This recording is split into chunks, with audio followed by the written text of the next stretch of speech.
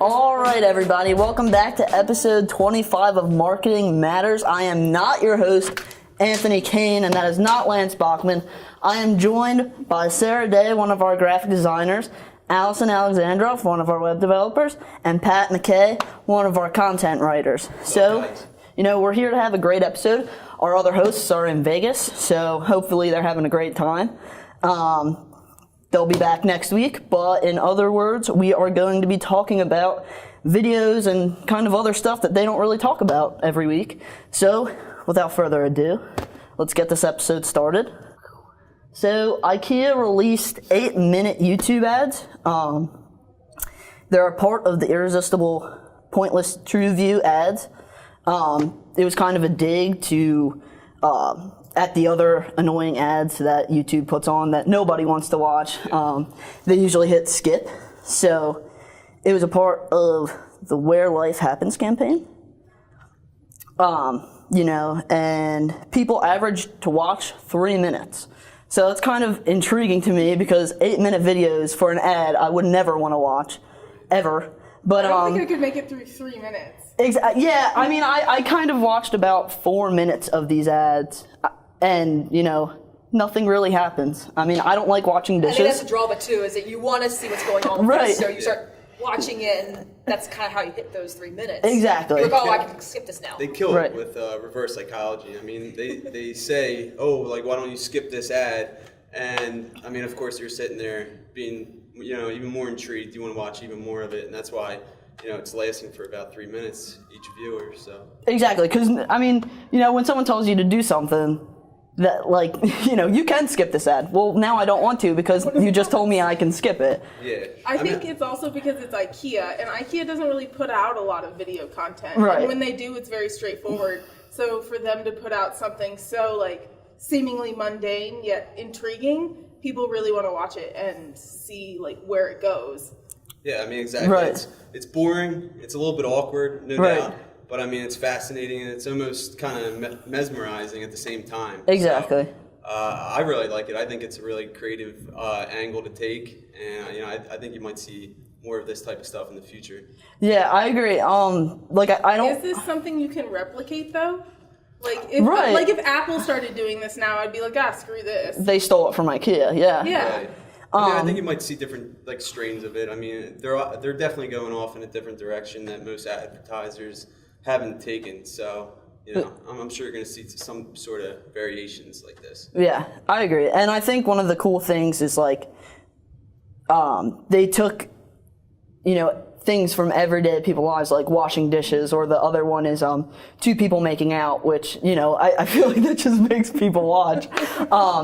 But their end quote at the end of these is where most brands pray that the audience stays longer. IKEA does the exact opposite. So they're allowing you to kind of, skip the ad if you want to, or you can. Ironic, considering their store layout is designed to keep you in there for a day. Exactly. So they're drawn from people's everyday lives. So exactly. I mean, people in the one where the couple is making out at the end. Or towards the end at least, the guy on the couch, he falls asleep. Right. And then in the one where they're arm wrestling, they eventually leave with 30 seconds left in the video, and nobody's in the room anymore. The door shuts. Right. So it's really, they kind of open the window into everyday lives. And I think that's really cool. Yeah, I definitely agree.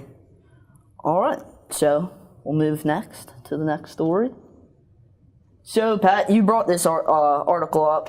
It's a messenger plugin for customers and businesses. Yeah. It's not available right now. It's in closed beta, but there's a waiting list. Yeah, you can fill out a form through Facebook.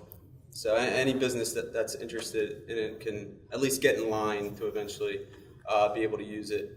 But I think it's really neat because especially a lot of people, younger generations, we use Messenger. That's something we'd like to turn to. We're on Facebook, we're all on social media. So I think people would be a little bit more inclined to use Messenger to connect with a business than even using the bots that are out there right now on websites. Yeah, I agree. I typically never use a chat that's on a website just because I don't really know where it's going. So I think if I saw a messenger chat and I was able to talk to a real person and then access that conversation, not through the website, but through my messenger app, I'd be much more inclined to, reach out that way, because then I don't have to stay on the website for a long period of time waiting for a response. I can just kind of get it, whenever they get around to it. And I know that I'm being contacted by a real person. So I think that's really cool. And I'm pretty sure you can also use our businesses can set up their website so you use a bot also. Right. It can either be a human or a bot. But I think it's really cool because there's customers that go to websites and although writers and people that build websites, developers and whatnot, everybody tries to put together content that fully encompasses everything that all the services, products, whatever that you provide. But sometimes you don't put all the information in there, and people do have questions. So this way they can reach out and get the answers they need before hitting the back button and clicking on another link. Yeah, I agree. It also will be supporting capabilities such as payments.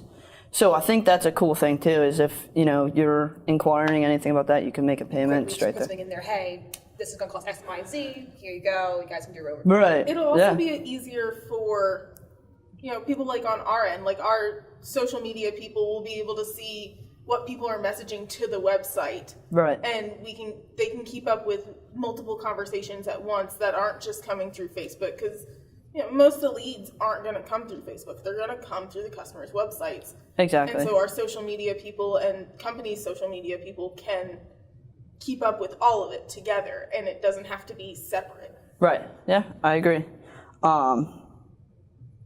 Yeah. It'll be interesting to see if it's going to be, what kind of business is going to really help. Is it going to be B2B? Is it going to be B2C? Right. How is this going to affect future businesses down the road? And where can we go with it? I think it's nice to have both a bot and a person behind it. Right. God forbid someone's not there and they can't get to it in time. Exactly. You have that bot to kind of fill it in until someone can jump on it. Yeah. I mean, I think one of the things also for me is Apple support services. They have a chat where you chat with a real person, and I've always liked that because I think I inquired something for Samsung, and they had the same type of feature where you were chatting. I could tell it was a bot. Like, it was just all very it was like complete sentences. Like, I would crack jokes, they wouldn't laugh, and I don't like that. So with Apple, I've rambled on about TV shows in their service chat, and they just have gone on with me. So I like the feature of being able to talk to a real person. I mean, bots are cool, especially for the fact if someone's not around to answer. But I do like, exactly. Businesses are also going to have a lot of data to be able to collect from all this. I mean, if customers are asking about products that you don't have, maybe you'll want to start including that in your product line. Or if they're asking about services and maybe you're not explaining them in a way that's making them convert, maybe you'll figure out a way to be able to talk about those services in a different way so they understand it a little bit better. Yeah, I think the business part of it, like, it's definitely going to be really informational for the end user to find out, things about that business. But it's also going to be really informational for the business itself, because they're going to be learning what their end user wants, essentially, what the questions they have, and, what they can do to make things better, or what, just get information on what people are looking for. And on the other side of that as well, there actually isn't an analytics portion of it yet. Right. So if you're looking for chat-driven analytics, you're not going to get that with this, but Right. you are going to get that more person-to-person style. Right. Yeah.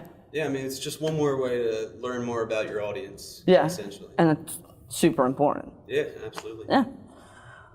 All right. So this next topic is One that Nikki and I have been trying to get onto Marketing Matters. super geeked out about this next one. So, my goodness. It's a 16 lens camera by a startup called Light. It's a pocket-sized camera that essentially replaces one big lens with 16 small ones. So I know, like, one of my biggest things that I hate going on shoots is like lugging just everything around and giant suitcase of stuff for our DSLR. Exactly. It's so frustrating. And it's also just like, the delicacy of everything. Like so many lenses, like you have to take the utmost care of them. And I mean, not saying that you wouldn't have to take care of this, but that is a lot little of a thing to take care of. Right. Yeah. So I think, I mean, I'm just in all scattered pieces. Yeah. And yeah, exactly. You don't got to worry about losing anything. I mean, if anything, if you lose that, there's, some problems, because that should be like in a beautiful case. Yeah. Right. Exactly. So it costs a little less than $2,000. It's $1,999. Yeah, but when you get 16 lenses and the camera, I mean, that's a just pretty good price. Exactly. That's insane, yeah, right? That's how much a 16 lot lenses. of DSLR cameras, and sometimes they don't even come with lenses. Exactly. Like, get one lens, And it's usually like mediocre at best. And what's really Exactly. neat is all those lenses, when you take a picture, all those lenses can merge together. Yeah, exactly. They Yeah. work together to create this beautiful picture. The other great thing about this is it has its own software that they developed for this camera to merge the images together to create a higher quality image. Right. Using different information from the different lenses. Exactly. And what we learned today is that they're actually working on an update for the software to make it compatible with video too. Right. Including 3 different focal lengths? 3 different focal lengths, yep. Yeah. Which is huge. Right. Which kind of makes me wonder, with these software updates, if they're going to raise the price. I mean, it's not out yet. No, and you can't get into it right now. You can reserve one. Right. But they had so many people wanting to do this that their beta version isn't available to anyone else right now. Yeah, so I mean, it kind of makes me wonder if they're going to raise the price. This could be the camera of all cameras, the future. I just think $2,000 is so cheap. I mean, I'm not complaining. Yeah. Especially because it has that software, it should, theoretically it's something that you could update along the way so that it doesn't become outdated. Exactly. Yeah. So I honestly think they could charge more for this. Exactly. But I don't want you to. I don't want you to. Yeah, I am happy with $2,000. But I saw that it took almost 4 years to plan this out and build it. So I mean, you can tell how much work they put into it. Right, and I think that is the cool thing that is it won't outdate itself because of the fact that it can keep being updated. Yeah, I mean, as I talked about earlier, it's like the mother of all point-and-shoot cameras. Right. Point-and-shoot cameras were huge in the early 2000s. That's what everybody used to take their selfies. And then iPhones came out and just slaughtered them. I remember my friend had this digital camera that it had the flip out so that you could actually see your selfie, and I was like, this is mind blowing. We are never going to get any better than this, and look at where we are in 2017. Technology. Exactly. So I think it's insane. I was reading today that when this picture combines several of the lenses to make that big picture, it can total up to 52 megapixels, which I found was insane considering the Canon 5D captures just about 30. And then you have your iPhones, which capture about 12, which, for a phone, you're not really looking for that much. But compared to the Canon 5D, which I know is a great DSLR, you can have this with all these lenses and have more megapixels. So I was like, Leave all your cameras at the office and just take exactly. I mean, you put that in my pocket. Exactly. 16 lenses to work with. Exactly. So I mean, it's just so beautiful. Yeah, I can't wait for it to come out and see people's reviews of it. Oh yeah, that's going to be a really huge thing. Interesting to see what photographers say about it. All right, because I feel like right now they only have that one video that is the guy that's testing it out and. Yeah. He played with it, which, I mean, and the pictures that he took with it are beautiful. Nice. He zooms into the San Francisco Bridge. Yeah, and it's beautiful. The color on it is amazing. So, I mean, if you get it, you better put a case on it, though. Yeah, exactly. It's going to be a weird case. Yeah. As Anthony and Lance would say, yes, I'm shouting you guys out, this camera would be a no-brainer. Yeah. It would just be a no-brainer. It's amazing.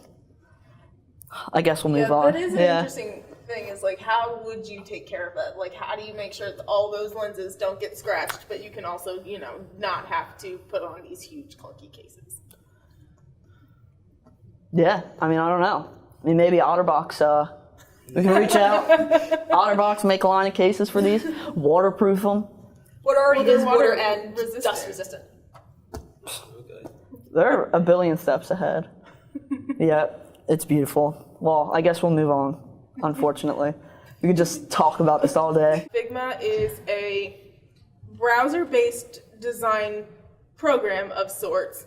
It's basically being described as Google Docs for designers. You can do responsive design, static design, you can do coding, all on this platform. And on top of that, you can share it with other designers. And you can collaborate on the project. You can literally have like 6 people working on the same project at one time. Basically, like a drive. Yeah. Exactly. Yeah, it's literally like a Google Drive Doc. for Like, designers. like I Mentioned shared that it before. with Allison and Nikki, and they could have been doing it at the same time I was using it. Yeah. And you can also share it so that people can just view it. So if I was designing a website and I had to jump on a call with a client real quick about it, I could share my files in a view-only form with the client, and as they're making their critiques, they could, in real time, watch me make those changes Say, and oh, this is approve too it small, right this there. is too big, make this a little bit smaller, change Yeah. the this location's Right. out here. Yeah. And there's always like those little tiny changes that a client might want you to make that if you're able to do it in real time, it speeds everything exactly. up. Especially font size type things. Oh, the navigation is too big. Make it smaller. Make my logo bigger. You can show them that, hey, this is actually not going to look as nice as you thought it was going to, or this is not going to respond properly. You can kind of show them how that works, so they can see it collapse, see it how it's going to react to it. Yeah, it's a great alternative to making the design, downloading it, putting it as an attachment, sending it to the client, and then doing the process all over. Right, and constantly having to make those changes, go back in. You can just kind of, show it to them right Yeah, when you're on the phone with saves, them. like several steps in an otherwise extensive process. Right, I agree, and I think there is a free version, but I also think $12 a month. I mean, it's a steal. Awesome. It's Whereas a steal. It's a no-brainer. Other places like Envision is at least $4 worth Right. for 5 users Yeah. at a time. Where this $12 a month, like Yeah, that's for $12, it's like an unlimited sharing Yep. and there's data no storage. capping on For how many that, people. for Envision, we looked it up. It was like $99. And I mean, I don't know what Figma is going to offer in the future. They do have an option, kind of ghosted on the side, that they will be doing an enterprise sort of package. Right. I don't know what else they could be including in that, but that should be interesting to watch them launch. And I mean, if see you were where going to that choose goes. between the free one or the $12 one, I mean, you might as well go with the 12 because usually the free has way less capabilities. Yeah, I mean, and you tested the free version out. So did you? Yeah, I mean, it was pretty easy to use, and Figma's been really good with their social media. They have tons of YouTube tutorials. Oh, that's and nifty. if you're familiar with Envision or Sketch, they have a lot of the same tools, and the tools have a lot of the same naming styles, and it's a lot of the same setup. So if you're used to using Envision or Sketch, this is going to be a really easy transition for you. Right. To the point that Figma allows you to import Sketch files. Right. Like, they know their competitors, they know what they're doing, and they're ready for it. And it's going to be interesting to see, because Adobe XD is still in beta. Right. So with this launch, with Figma pretty much rising up into the ranks and making their own name, it's going to be interesting to see what Adobe tries to crank out to compete with this. How do they improve their own product to make it better to actually compete on the market? Yeah. But now, do their competitors do they charge for their services as well, or like what's There's a free like the version price? there's a free version for all of them, but it's very limiting. Okay. I think the cheapest one you can get for Envision is like $25. Oh wow, so yeah, it's a huge. Because I was going to say, if you already use Sketch or Envision, The what makes Envision you want to package- use those? The $25 a month Envision package is the same as That $12. Figma free. Oh well, yeah, that's right. Yeah. It was a free Oh, version. okay. So yeah, so it's pretty easy. It's like you can get the same services and more for cheaper. Yeah. That would make me jump. So I was going to say, like, by the time Apple Music came out, like I was already on Spotify, like I already had all my playlists, and I am a huge Apple person, but like there was nothing making me jump to Apple Music because I already had everything for Spotify and for the same price. Why have that hassle of moving everything over when I'd be paying the same price? Now, with Figma and Envision, it makes sense to switch over because you'd be saving money and you'd get more. Best part from too it. is with Figma, it is browser based. So you don't have to buy any programs, and you don't have to worry about, is it going to be more compatible on a Mac versus a PC? I can take this onto a tablet, I can put this on my phone if I had to. Right. I can easily access it whenever I need to. Which is something Sketch doesn't have. Sketch is only compatible on Macs. Yep. They don't have a Microsoft version. Oh. So if you have a bunch of designer developers who do not like Mac at all, hey, we have another thing for you guys to use. You don't have to convert. Right. You can use it at your work computer and then go home and use it at your. Oh, you're traveling, you went to a personal convention, you got to do something, hey, you still can do stuff. Right. And if you don't want to work directly off the browser, you can download their desktop app too. So ultimately, I mean, what it boils down to is you get things done a whole lot faster. Right. Yeah. Boosting efficiency, more collaboration. Exactly. As, Yeah, I think it's great. as Lance would say, be productive, not busy. Yep. Yeah. Word. Yes. The next store that we're going to jeez, words, they're hard. The next thing that we're going to talk about is Google Video Conferencing. So Google has made hardware to pretty much kick all of the other video conferencing softwares to the curb. Because they're Google and that's what they do. Exactly, because, big surprise, Google's, going to kick all these people when they're down. Yep. So, they created a bundle, and it's like, literally, you get all of this bundle for, I think it's like $2,000, and the specs on all 4 of these products are ridiculous. Beautiful. Oh, yeah. It's stunning. It's insane. So the bundle comes with a touchscreen controller, a speaker mic, a camera, and an Asus Chromebox, and they all work in sync to let offices coordinate meetings. When I first looked at it, I thought it was a cool story, and then I read the article and I was like, Jesus, this is a really freaking cool story. It's compatible with Google Calendar and Hangouts. So literally, you can just see what you have on your schedule and, start those calls and. Yeah, so if you use just G think it's Suite, insane. you can use Exactly. Most Have an companies account. are using G Suite. And if they're not, if you're not using G Suite, that's another conversation. This bundle's available in 12 countries, the US being one of them, and it makes me think, like, I feel like they didn't really announce, like, there was no big announcement about this. Like, I was just kind of like. There's not even much you can find right now online about it. Right, and because like when I first read that it was available in 12 countries, I was like, oh, it's not in the US yet. And then I saw US as the first one. I was like, oh, well, why haven't I heard about this yet? But everything's super high tech. The touchscreen controller lets you join events, schedule on the calendar, like I said. You can also pin or mute team members, which I've found that to be. I feel like I would get muted a lot. I feel like that was really cool. Like, I'd be like, oh, sirs, just talking a whole bunch of crap. Nikki's not saying anything good. So, I thought that was super cool. Also, the mic is, everything I would ever want in a mic. Because, even in this, where we have this set up, you can hear the air conditioning, you can hear, little noises, anything gets picked up. But the speaker mic reduces echo and background noise. And it's like a 360-degree pickup. So, I say you're on a call with that'd be 10 great people. for our conference room. Exactly. You could set that mic in the middle and everybody would get Yeah, heard. Yeah. Which is something you don't get with a conference phone. No. Exactly. You might even hear the people next door talking. Exactly. Yeah, I don't even know if we would be able to Hear the cars going by. Right. Exactly. The camera shoots in 4K, which I think that little baby camera shoots in 4K, which that is just like mind blowing to me. And I don't even know if any of our clients would like to see me in 4K.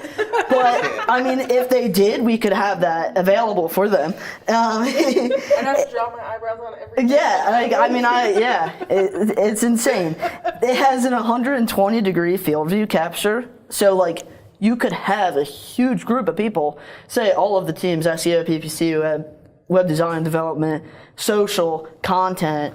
They could all be in that room being filmed, talking to the client, and be on the screen. Like, get your face in front of clients instantly. There is no. It'd be great for any clients that we have. You know, we do kickoff calls all the time and intro client meetings all the time. It'd be great to have a video for all of our clients that aren't local. Exactly. Because that face-to-face just is huge. It's a different feeling than having a phone call. I mean, it's $2,000, but you got to think that it's an investment in your business. It's a the customer service aspect, communication, which it takes priority over everything else. Yeah, exactly. I'm like, just being able to see everyone, I think would be a huge impact. Because we do the little like webcam videos where Lance walks around and he says, "Say hi to this person," and we're all like, "Hello." But it's a limited view. It's a limited view, and like he just flings it around too. He probably doesn't like the person probably gets whiplash. They don't they don't even see any of us waving, but this would be great. I mean, because then you have all the teams in there. You could just walk around with the camera like this. And exactly. The whole laptop. And you'd get the whole office, and you just very easily. Exactly. I think that does mean a lot too. Like if we have clients, say in California, exactly, that we never even really see in person, for them to see the entire company, the team, the facilities, that goes a long way. Exactly. And I'm sure this allows for screen sharing as well. Yes, I believe so. So it does have an HDMI, plug-in, so that, on top of being able to do that face-to-face, you can still do that screen sharing that we do with like our go-to meetings and things like that. So it's just added to the experience that we already offer. Right. And that a lot of companies offer. Exactly. And the Asus Chromebox has an i7 processor in it. Like, for $2,000, you get all this. There's a lot of great stuff on this in this episode of Marketing Matters that is just worth $2,000.